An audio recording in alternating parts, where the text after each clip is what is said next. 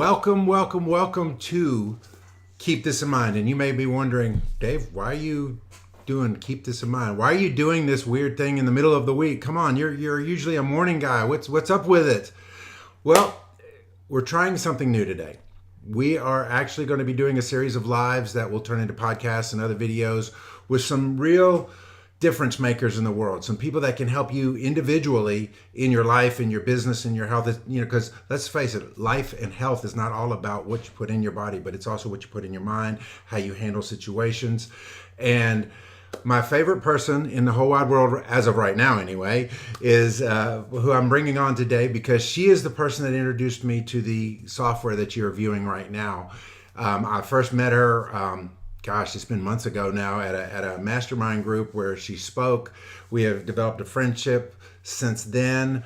I'm going to pimp her book, because you need to buy this Amazon bestseller, Pull Up Your Chair.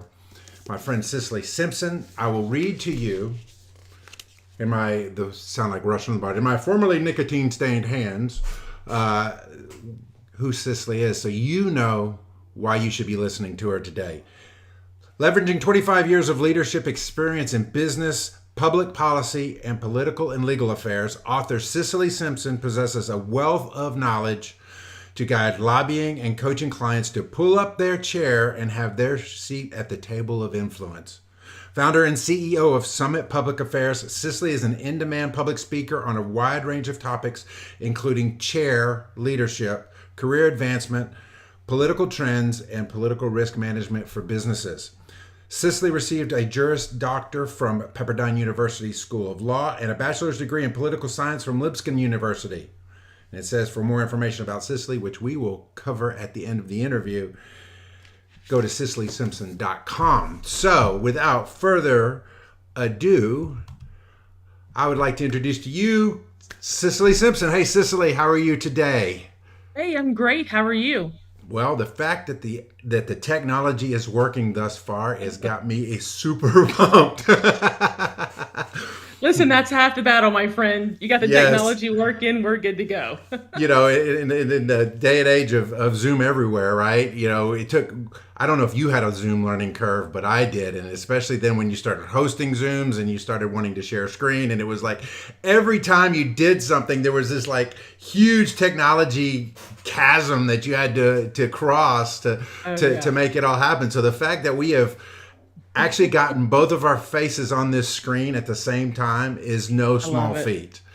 I love So it. Well, listen, Zoom crashed my computer back in 2020 because I had one of those little small, 12-inch MacBooks that I could literally put under my arm, and it ground to a halt. And I was like, oh, video wow. conferencing in Zoom pretty much killed my Mac. So, yes, Wow. technology is great when it works, and when it doesn't, it's kind of a pain. But here we go. We're here It's together, crazy. so it's working for us. Yes, and so I want to dive in with you, because I consider you a difference maker, a person who moves the needle in the lives of folks that are trying to advance their career, and that's why I framed our conversation today as "Don't Hate Your Career in 2023." So, as someone who has been on the Hill in DC, and you've dealt with so many types of people from so many different kinds of backgrounds, I mean, let's face it, if we mentioned some of the people that you worked for and worked with, they would be like, oh, holy cow. So we know that there is, and I remember you talking about you've worked through 4 different presidential administrations on the Hill. Yep. So you've been in environments all the way from Pollyanna to the world's ending, and it probably changes on an hourly basis. Today it does. So for somebody who's entering a new year, or and I don't know when this will drop as a podcast, but certainly the people that are watching today, they're thinking about their 2023, and they may think their life sucks, they may think their job sucks, they may. We talk about the great resignation that started in 2020 as a result of Mhm. COVID. I would like for you to just kind of talk about some of the things that you've come across as maybe the top reasons why people are dissatisfied in their careers, and maybe some tips as to what they can do to mitigate those feelings. Happy to. And look, I think you hit the nail on the head in your question, part of which is We tend to wait for these big moments to make change. I mean, think of the pandemic, right? We all came out of that and we're like, we don't like our jobs anymore. And we kind of rediscovered that working from home and family time, like, the great resignation was kind of born out of this idea that people kind of reevaluated their lives and they don't want to do this stuff anymore. They kind of have different priorities, different values. And while that's good, it's also bad in that we wait for those big monumental moments to make those changes.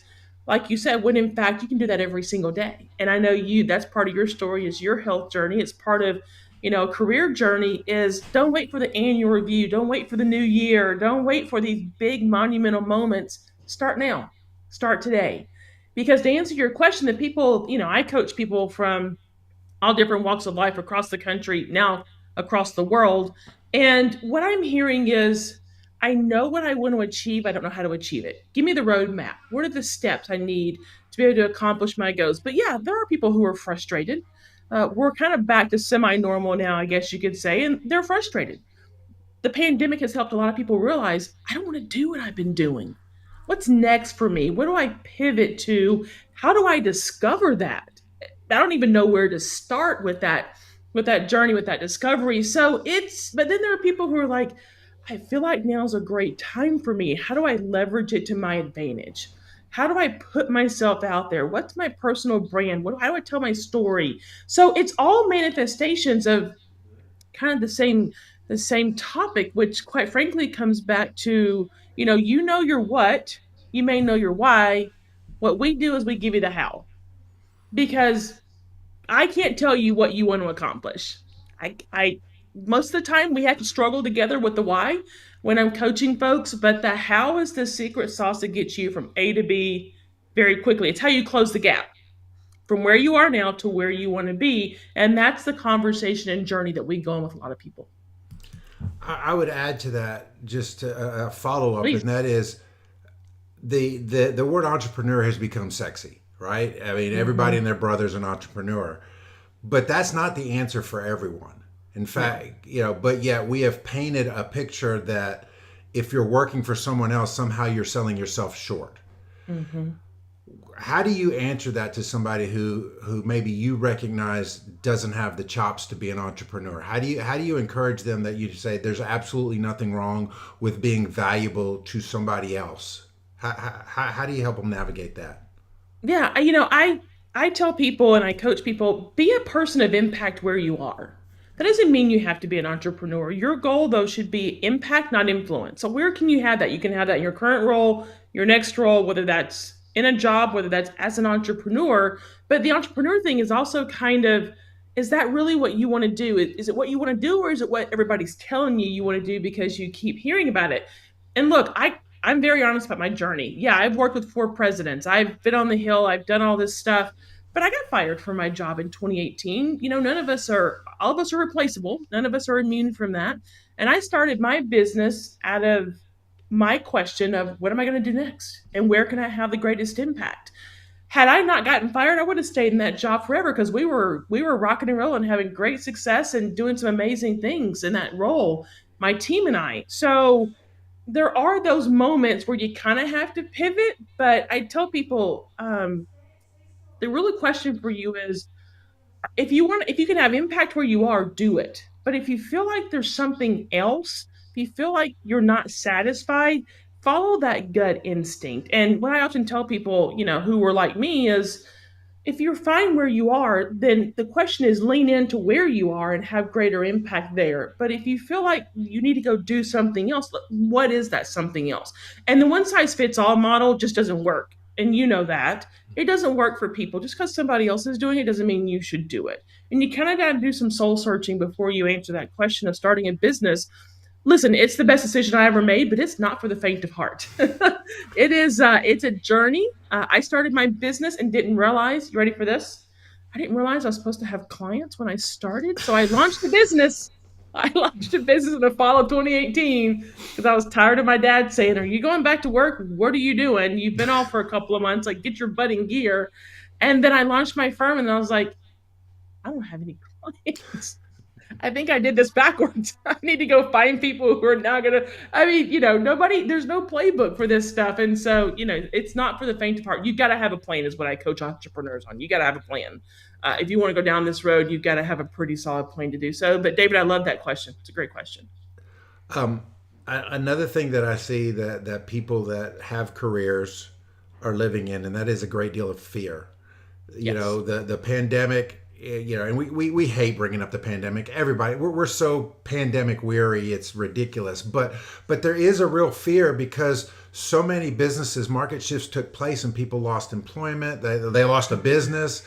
As you well know, my one of my core industries has taken a huge hit. I tell people all the time, I feel like I'm owning the last blockbuster with Netflix out there as a print media owner. And there's this real concern about that I can't stay where I'm at, even if I do feel like I'm making a great impact. What would you tell that person that maybe doesn't have dissatisfaction, but a real fear that where they're at may not always be there? Well, you got to get to the root of that fear first of all. I mean, there's something there. You got to peel back the layers to that, right? Mm-hmm. And then once you kind of peel back the layers, they have a choice. Once you discover kind of the root cause of what's driving that fear, and there's a lot that goes into that, but you've got to kind of make a choice. And I always say, fear is face everything and run, or face everything and rise. And in the midst of that fear, when you identify the root cause of that fear, and if you're in kind of the chaos, like you said, nobody wants to talk about the pandemic, but it did kind of throw our world and our lives into chaos. There's opportunity in chaos. Mm-hmm. Too often we see fear and we go into shelter mode. We hunker down, don't do anything, don't rock the boat, just get through it. That's not always the best posture to take, especially if there's opportunity for you, but you're scared to take it. That's a totally different conversation than the root of the fear. It's why are you not taking advantage of the opportunity in front of you, even if chaos exists? Right now is a great example. Everybody is convinced we're in a recession. We're not. Textbook definition of a recession is we're not. But God help us, we're going to talk ourselves into one because everybody's saying we're in it. So now you have all this fear and anxiety about economic times. And look, your industry, newspapers, is a totally different story because your analogy of the Netflix is spot on. That's evolution of kind of where that industry is going. But when you look at kind of the folks, that we talk to every day, people who are watching your podcast, listen to your podcast, everybody's bought into the notion that they're going to lose their job, they're going to get laid off, and that there's bad economic times. And you're like, first of all, we're not bad economic times, but if you do have a fear of being laid off or losing your job, then let's work on that plan now. Let's not wait for it to happen. So fear can be paralysis analysis, and we got to get out of that and actually turn fear into action. That's my advice, and that's what I help my folks work through, my clients work through when we get that moment of fear or that moment of imposter syndrome. It's like time out. We got to tackle this because you can't get past it until you identify what it is and acknowledge it. And I would say that the person is the X factor, right? You can have any structure, any plan, any how, but the person actually taking the action in there is really the difference maker. What will move the needle in their lives. So, what are some of the things that one of the things that I believe, and I bring it out all the time. I believe that if you get traction in one area of life, it will spill over to wanting to take on other areas. For me, it's health. Lose the weight, get healthy. All of a sudden, you want to get fit, or all of a sudden you want to get into personal development, or all of a sudden you want to improve your relationships. What have you seen with your clients that when they begin to get traction in their career trajectory, that it spills over into other areas of their life? Have you seen that particular thing play out? Absolutely. And that statement, that belief is spot on. I had a client who came to me in January this year, literally just a few months ago, and had just lost their job. That person just lost their job. And I knew them through that role, but we were not close. And they came to me and they were probably at their lowest point, very similar to where I was when I had lost my job, because your confidence is shaking. You think you've done something wrong. I mean, it's a jarring experience to lose your job. But that person was probably at the lowest point. And they told me they were at the lowest point they've ever been at.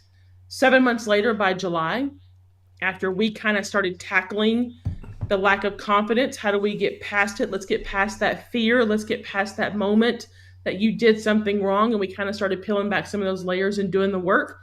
7 months later, by July, this person not only had a new job making a higher salary than what they had when they got fired earlier in the year, they also had now started a second business, and they had a third organization reach out to them about doing some consulting for them. So literally, this person called me and said, I don't know what happened over the past 7 months. I'm like, I do. You did the work. You did the work to overcome the jarring experience you had. And one thing I'm very big on is helping people understand their value. Your job is not your value. Your value is your personal brand and your personal story, and that has nothing to do with your job. But if you're from a certain generation, we were conditioned, you go to work and your job is what you do, and that's Mhm. all you do. And so, one thing I start with all my clients is we got to separate who you are from your job, because if you can't do that, you can't move past whatever experience you've had. So yeah, in 7 months, 3 roles. And it's phenomenal to see the transformation, but the transformation was roll up your sleeves and do the work. Now, look, I've had some clients who've signed on with me and they wanted me to give them the answer. They didn't want to do the work. They didn't have kind of the belief that you're talking about, that once you find abundance in one area, it's going to spill over into the other. And they just kept getting the call week after week. Well, just tell me what it is, Cicely. Well, just tell me what it is. And I'm like, if you're not willing to do the work, this is not a great fit, because I can't do that for you. I can't. So it goes both ways. But for the people who are willing to do the work, 7 months transformation, going from no job to now three different opportunities. And the person is thriving. Their family says they've never been happier. It's amazing to see, but it goes back to that belief you were just talking about. So let's kind of shift the conversation just a little Yeah. bit. As a coach, you get to speak into people's lives, one to one, or as a speaker, one to a room full. But you're speaking to thousands of lives with the structure that's outlined in this book. Can you kind of tell me, since its launch, what some of the things that maybe the person, it's still time for Christmas. You can order this on Amazon and get it in time for Christmas. But Please do. what as people are looking to improve themselves, because let's face it, I tell people all the time, the parking lot at the gym is packed on January 2nd. If somebody was saying, "Hey, I'm thinking about really trying to straighten out my life and my career," and I'm saying, "Hey, get this book." What would they expect when they open the pages of it? What's the structure that you take them down? We know what the chair concept. Well, they should know what the chair concept is, but if they I'll don't, explain it. let's go ahead and just give me that. The Reader's Digest condensed version, because we want them to buy the book to get the meat. Yeah, absolutely. And look, the chair is based on a quote by the first African American Congresswoman, Shirley Chisholm. If they don't give you a seat at the table, bring a folding chair. And she was the first African American congresswoman in the 70s. She's also the first woman who ran for president, but nobody really kind of acknowledges that. She didn't wait to be invited to the party. She kind of did her own thing. And so the Reader's Digest of the book is very similar to what I've done over 20 years in Washington. If you wait to be invited, you're going to miss a lot of opportunities in your career and personally in your life as well. You've got to decide to pull up your chair to that table. And when you do that, not only I always say champion yourself, finding your voice, get you to the table. Impact ensures you stay there. And so that book, people tell me, it's not the read it and put it on the shelf, it's the guide. You want to take notes, you want to highlight. It's literally your roadmap to get from where you are now to where you want to be. And you're spot on about kind of the reception we've gotten. It's been phenomenal, to the point now where we're moving from one-on-one coaching to launching an online career resource hub where we can serve thousands or even millions of individuals in their careers, from students to CEOs and entrepreneurs, people who are all coming to us looking for that roadmap. And one person can't do that. So building now a comprehensive online coaching resource center that can serve everybody, can give you that roadmap. Yeah, you're going to get the roadmap in the book. Come join us in the community and we're going to go even deeper on that. But that book that's what opened up for me the coaching program, the podcast, speaking engagements. It really was the partnership with Forbes in publishing the book has been phenomenal. That is amazing. And I want to be real cognizant of your time and people's time. So I'd like for you to just kind of give us how can we reach you? What's the best ways to connect with you, to join with you in this mission of changing the trajectory of careers?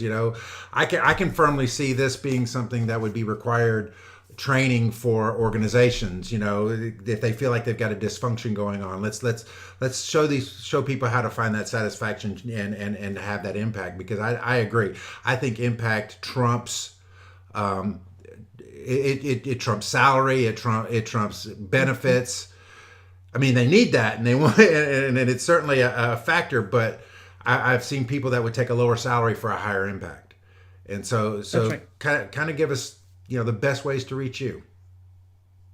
Yeah, absolutely. And look, you just hit a point I'll just kind of key on, and then I'll tell you how to reach me. The one thing people don't you can't Google your career. You can't Google. There's just some things you can't Google in terms of where do I go and how do I do this. You actually need people who've been there. So this idea of reaching back is exactly what we're trying to do. What you're trying to do with your health coaching, you're reaching back to help others because you've been on that journey. So I post content about it. I go live every Monday morning. At 9:30 a.m. Eastern. So folks can find me on Instagram, LinkedIn, Facebook, YouTube, Twitter. But also to your point earlier, just go to my website, cicelysimpson.com, and you can sign up there to reach me. And that's pretty much, I'm everywhere. You can find me everywhere. All the socials, my website. So I encourage folks to reach out to me. It's funny, after I do these videos, I get a lot of social media messages, people reaching out for one-on-one conversations. So I always encourage that regardless of which social platform you're using. That is awesome. Cicely, thank you so much for being on Keep This in Mind today. Thank you. The first interview episode, we've got it in the books. And I don't think anything crashed. I haven't heard anybody say I thought you were going live. So You're good. so I'm assuming everything went well. Thank you again so much for being a part of this. I value our friendship. I value you speaking into Likewise. my life and into the lives of others. And you know what? I like to say this. This used to be my tagline on an old podcast, and I think it's applicable here. And that is, knowledge is not power. Applied knowledge is power. Thanks That's again, right. You can Cicely. have it and never do anything with it. I love it. Thank you so much. All right. Thank you.